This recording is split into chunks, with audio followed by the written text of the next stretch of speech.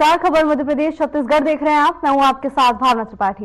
Bulletin की शुरुआत करेंगे इस वक्त की बड़ी खबर के साथ। बिलासपुर से इस वक्त की बड़ी खबर आ रही है, जहां छत्तीसगढ़ दौरे पर उपराष्ट्रपति रहेंगे। सीएम साय ने उपराष्ट्रपति का स्वागत किया है।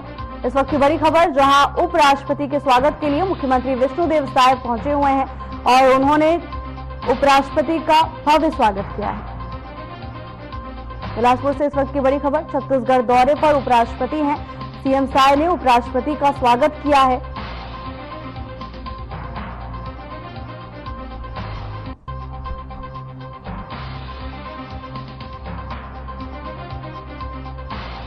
छत्तीसगढ़ दौरे पर उपराष्ट्रपति पहुंचे हुए हैं और मुख्यमंत्री विष्णुदेव साय ने उन्हें पुष्पगुच्छ भेंटकर उनका स्वागत किया।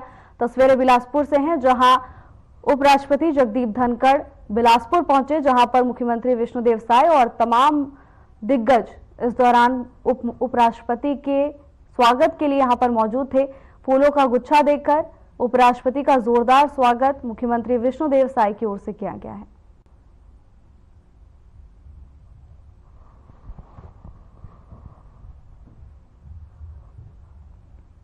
छत्तीसगढ़ के चर्चित शराब घोटाले में पूर्व मंत्री कवासी लखमा की ईडी रिमांड को लेकर वन और जलवायु परिवर्तन मंत्री केदार कश्यप का बयान सामने आया, जिसमें उन्होंने तत्कालीन कांग्रेस की सरकार और पूर्व मुख्यमंत्री भूपेश बघेल को भ्रष्टाचारी कहा है। उन्होंने कहा कि कवासी लखमा तो सिर्फ मोहरा है, असली चेहरा बाहर आना भी बाकी है। जिस तरह से एक एक करके एक से बढ़कर एक भ्रष्टाचार के मामले सामने आ रहे हैं, इससे ये सिद्ध हो रहा है कि किस तरीके से छत्तीसगढ़ के लोगों की गाढ़ी कमाई को कांग्रेस पार्टी लूटने और गांधी परिवार तक पहुंचाने का काम करती थी। छत्तीसगढ़ की धन संपदा को लूटने का काम, यहाँ पर भ्रष्टाचार को बढ़ावा देने का काम तत्कालीन सरकार, कांग्रेस की सरकार भूपेश बघेल जी ने किया। कवासी लखमा तो मोहरे हैं। आज जितने भी मुख्यमंत्री के तत्कालीन मुख्यमंत्री नजदीकी रहे, आज सारे के सारे जेल के सलाखों में भीतर में है। वो इस बात को दर्शाता है कि पूरा जो मुख्यमंत्री निवास वो कहीं न कहीं से पूरे प्रदेश में भ्रष्टाचार को अंजाम देता था और यहाँ की धन संपदा, यहाँ के जितने भी भ्रष्टाचार करके पैसे गांधी परिवार को भेजा जाता था। यहाँ के छत्तीसगढ़ की जनता का गाड़ी कमाई गांधी परिवार, सोनिया गांधी, राहुल गांधी तक पहुंचता था। और दुर्भाग्य है कि ऐसे लोग हमारे छत्तीसगढ़ के मसीहा बन करके बैठे थे, लेकिन आज विधि का विधान है। आज जिस तरीके से उनके जो लोग हैं वो एक से बढ़कर के एक भ्रष्टाचार में फंसते जा रहे हैं और उनको जेल के सलाखों का मुंह देखना पड़ रहा है और कहीं न कहीं से आज वो मोहरे के रूप में इस्तेमाल हुए थे, वास्तविक चेहरा भी आना। खबर रायपुर से है, जहां पूर्व आबकारी मंत्री कवासी लखमा की गिरफ्तारी पर सियासी बवाल मचा हुआ है। ऐसे में बीजेपी प्रदेश प्रभारी नितिन नबीन ने पूर्व मुख्यमंत्री भूपेश बघेल को आदिवासी नेता का मोहरा बनाने का आरोप लगाया और कहा कि आप बचाइएगा नहीं, कानून असली मास्टरमाइंड तक पहुंचेगा। आपको बताते चले कि हाल ही में संगठन के कार्यक्रम में शामिल होने के लिए नितिन नबीन रायपुर पहुंचे, जहां मीडिया के सामने उन्होंने बातचीत की। उन्होंने कहा कि उन्होंने यही समझा कि एक ट्राइबल के द्वारा अपराध करा दिया गया है, जबकि असली मास्टरमाइंड पीछे बैठा हुआ है, लेकिन कानून इतना मजबूत है कि मास्टरमाइंड को भी पकड़ लेगा।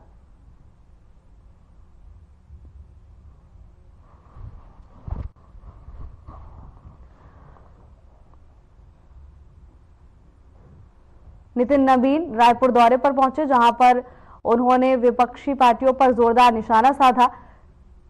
आपको बता दें कि इन दिनों कवासी लखमा की गिरफ्तारी को लेकर सियासी गलियारों में हड़कंप मचा हुआ है। लगातार सियासी प्रतिक्रियाओं का दौर भी तेज है। पक्ष विपक्ष एक दूसरे पर हमलावर नजर आ रहे हैं। तो वहीं बीजेपी प्रदेश प्रभारी ने अपने रायपुर दौरे के दौरान कांग्रेस पर जमकर कटाक्ष किया और पूर्व मुख्यमंत्री भूपेश बघेल पर भी जमकर निशाना साधते हुए नितिन नबीन नजर आए।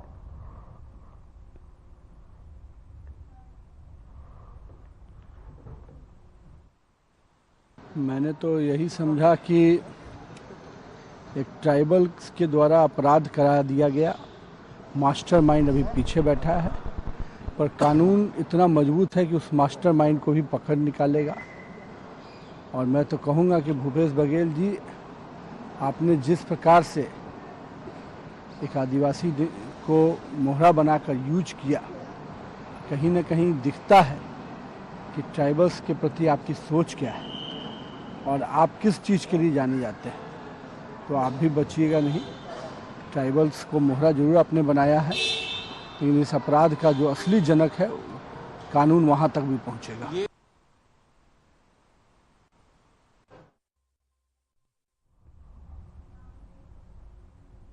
बीजापुर के बासागुड़ा में हुए आईईडी ब्लास्ट में 2 जवान घायल हो गए। मृदुल बर्मन और इशाक खान घायल हुए हैं। दोनों सीआरपीएफ के कोबरा बटालियन के जवान हैं। सीआरपीएफ 229 बटालियन और कोबरा की ज्वाइंट टीम एरिया डोमिनेशन पर निकली हुई थी और इसी दौरान माओवादियों के प्रेशर आईईडी ब्लास्ट करने की चपेट में आने से दोनों जवान गंभीर रूप से घायल हो गए। तो वहीं सुबह दोनों घायल जवानों को रायपुर एयरलिफ्ट कर लाया गया है। देवेंद्र नगर स्थित निजी अस्पताल में इलाज जारी है। दोनों की सर्जरी ओटी में चली।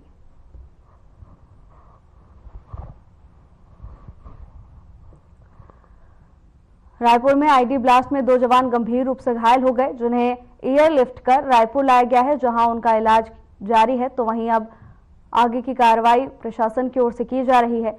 बता दें कि आईडी ब्लास्ट में 2 जवान गंभीर रूप से घायल हो गए हैं, जिनके नाम मृदुल बर्मन और इशाक खान बताए जा रहे हैं। तो वहीं हादसे के बाद दोनों जवानों को अस्पताल ले जाया गया। इसके बाद एयरलिफ्ट कर घायलों को रायपुर के अस्पताल पहुंचाया गया है, जहां उनका इलाज जारी है।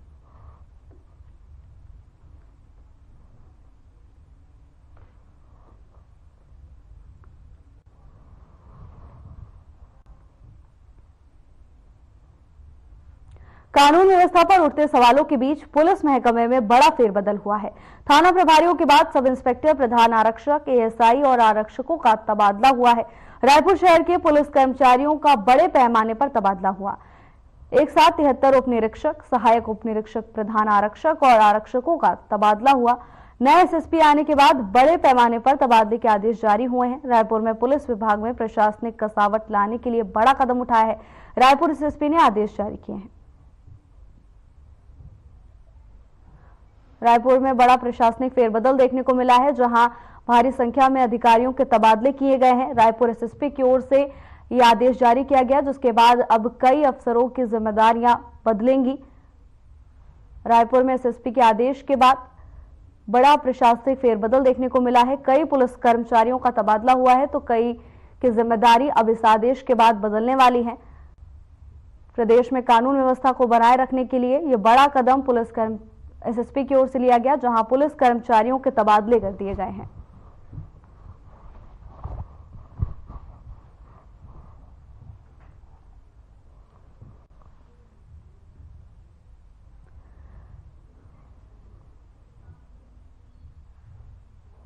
आज महासमुंद जिले के 5 ब्लॉक की आंगनबाड़ी कार्यकर्ताओं ने अपनी 16 सूत्रीय मांगों को लेकर मुख्यमंत्री के नाम जिला कलेक्टर को एक ज्ञापन सौंपा है।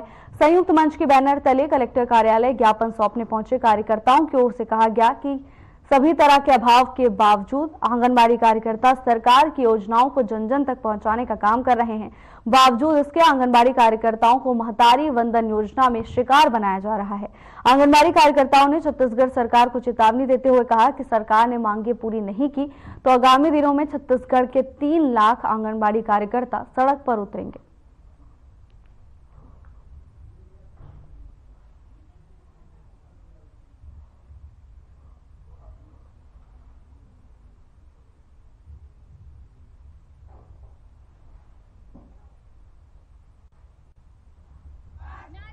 आज हम अपने माननीय मुख्यमंत्री जी और माननीय प्रधानमंत्री जी और हमारी महिला बाल विकास सचिव ध्यान आकर्षण करते हुए हमारी कुछ मांगे हैं।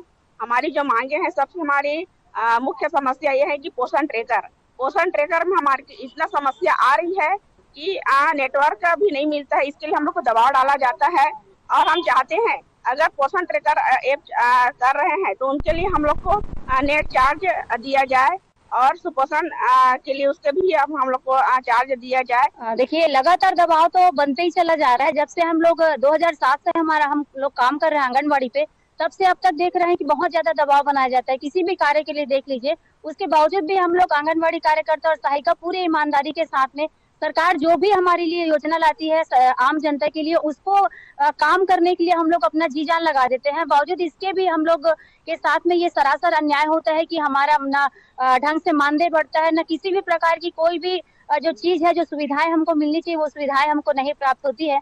तो इसको लेकर के पूरे छत्तीसगढ़ आंगनबाड़ी कार्यकर्ता और सहायिकाओं में हमेशा रोष व्याप्त रहता है। चलो। छत्तीसगढ़ के महासमुंद जिले में नीलांचल सेवा समिति बसना ने 7वां स्थापना दिवस कार्यक्रम आयोजित किया। जनसंपर्क विधायक कार्यालय पिथौरा में बड़ी ही धूमधाम से स्थापना दिवस मनाया गया। आपको बता दें कि नीलांचल सेवा समिति के संस्थापक डॉक्टर संपत बसना विधायक हैं। स्थापना दिवस पर नीलांचल ध्वज फहराकर सलामी दी गई, तो वहीं नीलांचल गीत गायन के बाद विधायक और संस्थापक डॉक्टर संपत अग्रवाल का संदेश वाचन किया गया। आपको बता दें कि समिति के उद्देश्यों और कार्यक्षेत्रों से अवगत कराया कि 16 जनवरी 2018 को गैर सरकारी संस्था का गठन किया गया था, जिसका 7वां स्थापना दिवस हर्षोल्लास के साथ मनाया गया। आपको बता दें कि नीलांचल का एक ही उद्देश्य है, नर सेवा नारायण सेवा।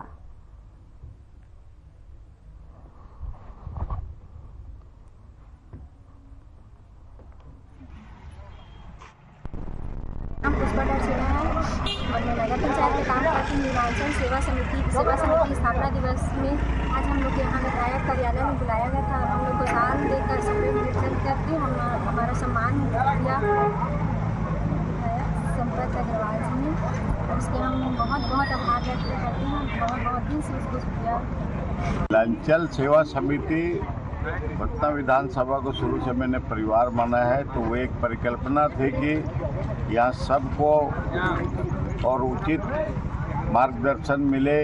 उसमें जैसे कोरोना काल आया तो नीलांचल सेवा समिति के माध्यम से सैकड़ों हजारों लोगों का जान बचाने के काम हमारे नीलांचल के सदस्यों ने किया। घर घर में और मास्क बांटना, सैनिटाइजर, दवाइयाँ देना, लोगों को एम्बुलेंस से हॉस्पिटल तक पहुँचाना, ये सारे काम नीलांचल सेवा समिति के हैं।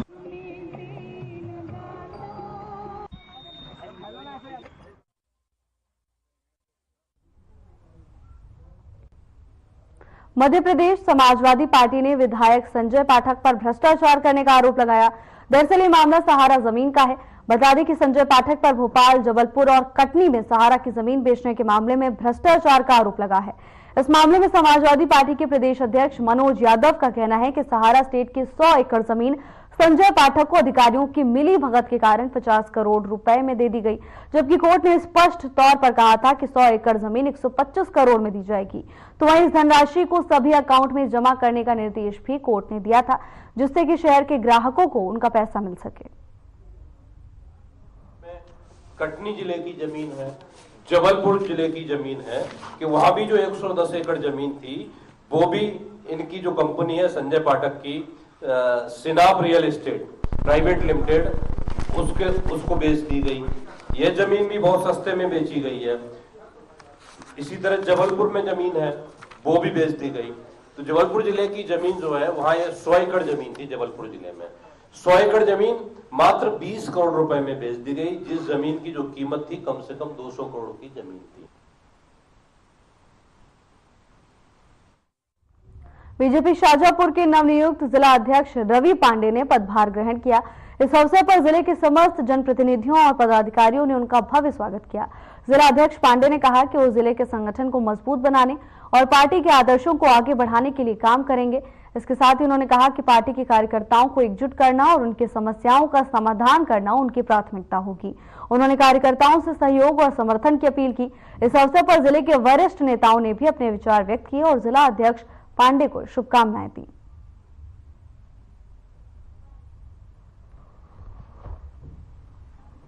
भारतीय जनता पार्टी को पूरी ताकत के साथ और एक माला में घुसने का प्रयास हम सब लोग मिलकर के करेंगे, तो निश्चित रूप से आने वाले समय में भारतीय जनता पार्टी के सभी कार्यक्रम को हम बहुत व्यवस्थित तरीके से पूरी ताकत के साथ, पूरी एकता के साथ, पूरी शक्ति के साथ भारतीय जनता पार्टी को हम यहाँ पर मजबूत करेंगे।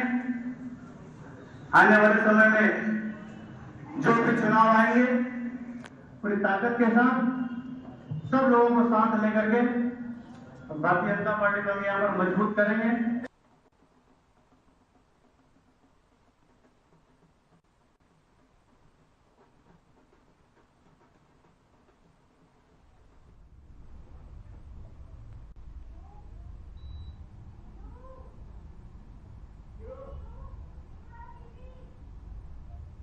शिवपुरी शहर की देहात थाना पुलिस ने स्मैक माफियाओं के खिलाफ बड़ी कार्रवाई की और 15 लाख रुपए कीमत की 74.30 ग्राम स्मैक के साथ आरोपी को गिरफ्तार किया है। देहात थाना प्रभारी रत्नेश यादव ने बताया कि पुलिस को सूचना प्राप्त हुई कि मरघट खाना रोड पुलिया के पास संदिग्ध अवस्था में स्मैक विक्रय करने की फिराक में मिला। पुलिस ने तत्काल मौके पर पहुंचकर आरोपी को गिरफ्तार कर लिया है।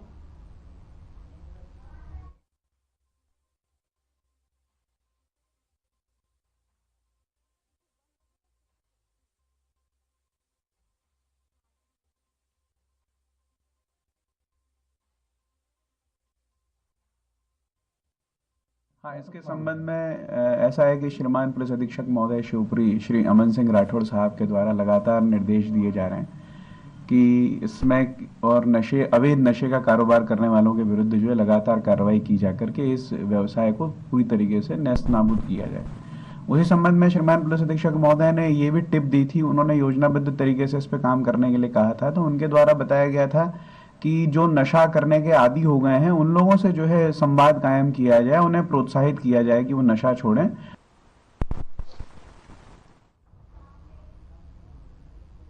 झाबुआ में महिला बाल विकास मंत्री निर्मला भूरिया ने कंट्रोल रूम झाबुआ पर चाइल्ड फ्रेंडली कक्ष का रिबन काटकर उद्घाटन किया। इस कार्यक्रम के दौरान मंत्री ने कहा कि पुलिस अधीक्षक के द्वारा किए जा रहे नवाचारों की झाबुआ को अत्यंत आवश्यकता है। पुलिस परिसर में आने वाली महिलाओं के बच्चों के लिए चाइल्ड फ्रेंडली कक्ष होना जरूरी है, जिसमें बच्चे खुश रहकर सहज और सुरक्षित महसूस कर सकें। तो वहीं इस कार्यक्रम में चटकन 2.0 पत्रिका का विमोचन किया गया। साथ ही किताब को लेकर कहा कि ऐसी किताबें निश्चित ही बच्चों को अच्छी शिक्षा देंगी। वहीं आपको बता दें कि जिला कलेक्टर नेहा मीना ने कहा कि पुलिस अधीक्षक के द्वारा कई नवाचार करते हुए सोशल पुलिसिंग और मॉडल पुलिसिंग के उदाहरण दिए जा रहे हैं। बाल कक्ष के शुभारंभ और पीसीआर वैन से निश्चित ही झाबुआ को बहुत फायदा होगा।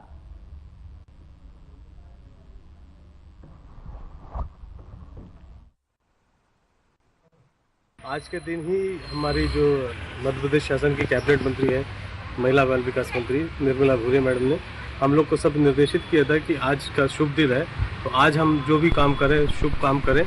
और उसी तारतम्य में हमने आज सबसे पहले तो बाल मित्र जो हमारा कक्ष है, एक एजे के थाने में और एक महिला थाने में, दोनों का हमारी आदरणीय मैडम से इसका शुभारंभ कराया है। और यहाँ कुछ न कुछ नवाचार आप लोगों ने देखा होगा कि हमारे एसपी साहब और हमारी कलेक्टर मैडम हर क्षेत्र में कुछ न कुछ नवाचार कर रहे हैं और हम सब मिलकर के और हमारे इस झाबुआ को हर क्षेत्र में आगे ले जाना चाह रहे हैं। आज हमारे यहाँ पे चाइल्ड फ्रेंडली एक रूम का हमने इनॉग्रेशन किया।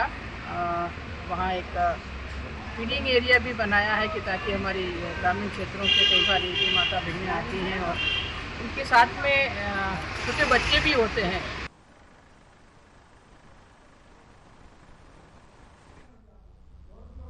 सख्ती में मुख्यमंत्री कन्या विवाह योजना अंतर्गत सामूहिक विवाह कार्यक्रम का आयोजन किया गया। इस सामूहिक विवाह में 120 जोड़ी शादी के बंधन में बंधे। वहीं विधि विधान से पूजा अर्चना कर 120 जोड़ों का विवाह संपन्न कराया गया। महिला एवं बाल विकास विभाग ने सामूहिक विवाह कार्यक्रम को नंदेली भांटा खेल मैदान में संपन्न कराया। सांसद कमलेश जांगड़े ने विवाह बंधन में बंधे 120 जोड़ों को चेक और पायल के साथ आशीर्वाद दिया और नव दाम्पत्य जीवन में प्रवेश के लिए बधाई भी दी।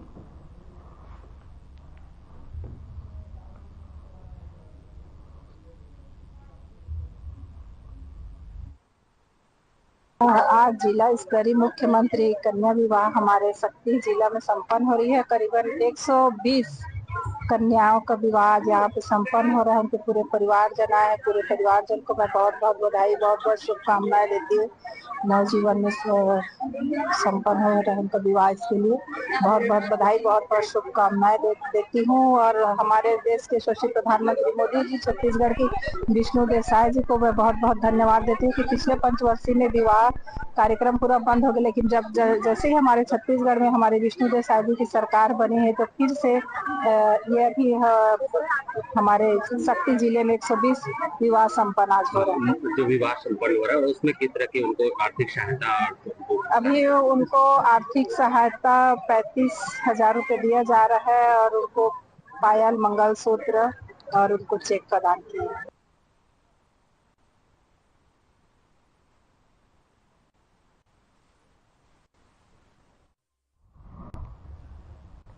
छत्तीसगढ़ के बहुचर्चित 2000 करोड़ के शराब घोटाले मामले में प्रवर्तन निदेशालय तीसरी बार पूर्व आबकारी मंत्री कवासी लखमा और बेटे हरीश लखमा को पूछताछ के लिए बुलाया था। खबर आ रही है कि पूछताछ के बाद ईडी ने दोनों को गिरफ्तार कर लिया। अब जल्द ही ईडी कवासी लखमा और हरीश लखमा को कोर्ट में पेश करेगी।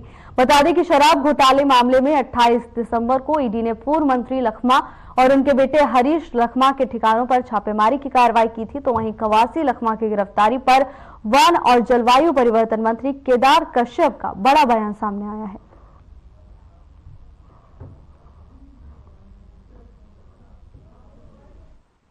छत्तीसगढ़ की धन संपदा को लूटने का काम, यहाँ पर भ्रष्टाचार को बढ़ावा देने का काम तत्कालीन कांग्रेस की सरकार भूपेश बघेल जी ने किया।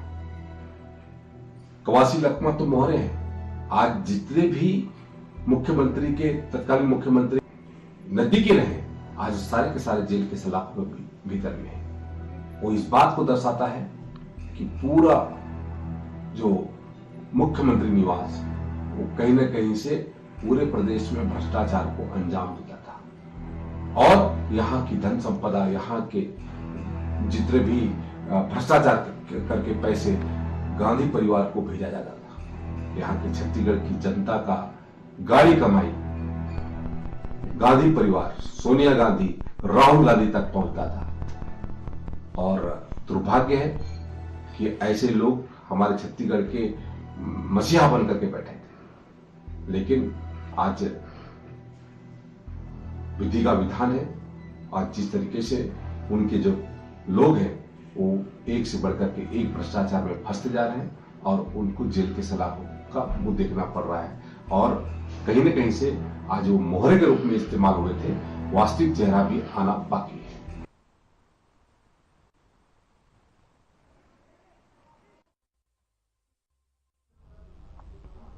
रायपुर के पंडित दीनदयाल उपाध्याय ऑडिटोरियम में प्रांतीय सम्मेलन और शपथ ग्रहण समारोह का आयोजन किया गया। छत्तीसगढ़ वन कर्मचारी संघ की ओर से इस कार्यक्रम का आयोजन किया गया था, जिसमें वन मंत्री केदार कश्यप के साथ विधायक पुरंदर मिश्रा शामिल हुए। तो वहीं इस अवसर पर नवनियुक्त पदाधिकारियों को बधाई और सफल कार्यकाल के लिए शुभकामनाएं भी दी गई।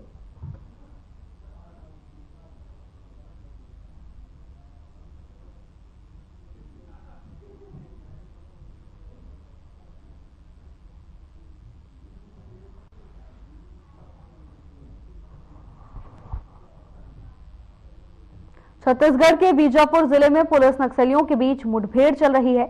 एनकाउंटर में 3 से 4 नक्सलियों के मारे जाने की खबर है। दोनों तरफ से रुक-रुक कर गोलीबारी की गई। हालांकि नक्सली मारे जाने की अभी तक कोई पुष्टि नहीं हुई है। मामला दक्षिण बस्तर के पुजारी कांकेर जंगल का है। कोबरा 204, 205, 206, 208, 210 और सीआरपीएफ के करीब 1200 से 1500 जवानों ने नक्सलियों को घेर रखा है।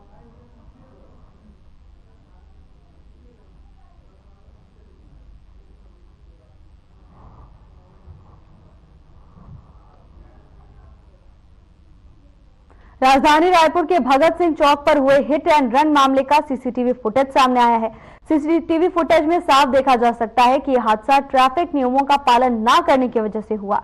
बता दें कि भगत सिंह चौक पर एक कार सवार महिला ने तेज रफ्तार में आकर ई रिक्शा को जोरदार टक्कर मार दी, जिससे ऑटो सीधे महिला के ऊपर पलट गई। इस पूरी घटना में महिला की मौत हो गई।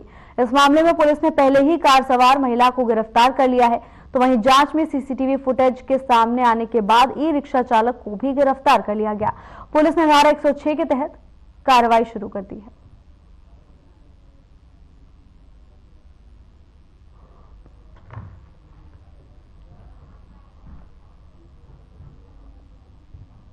सड़क दुर्घटना शहर के भगत सिंह चौक पे हुई थी। घटना में एक कार द्वारा लापरवाही पूर्वक वाहन चलाते हुए एक ई रिक्शा को ठोकर मार दिया गया था।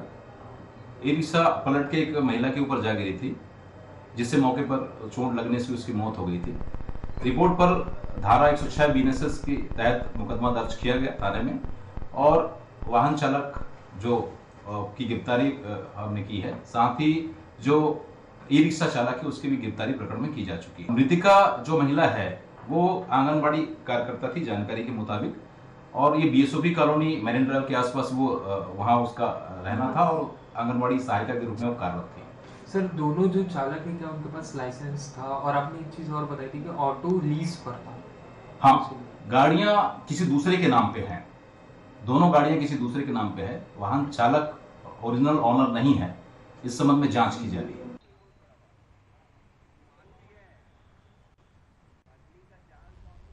खबर रायपुर से है, जहां रायपुर में हुए गोलीकांड मामले में बड़ी खबर निकलकर सामने आ रही है।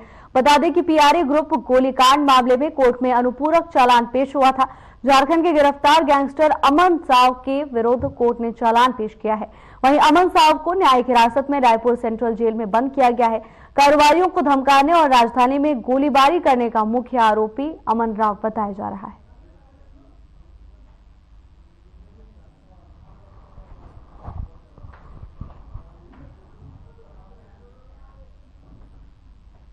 फिलहाल के लिए बस इतना ही। जल्द हाजिर होंगे नई अपडेट्स के साथ। नमस्कार।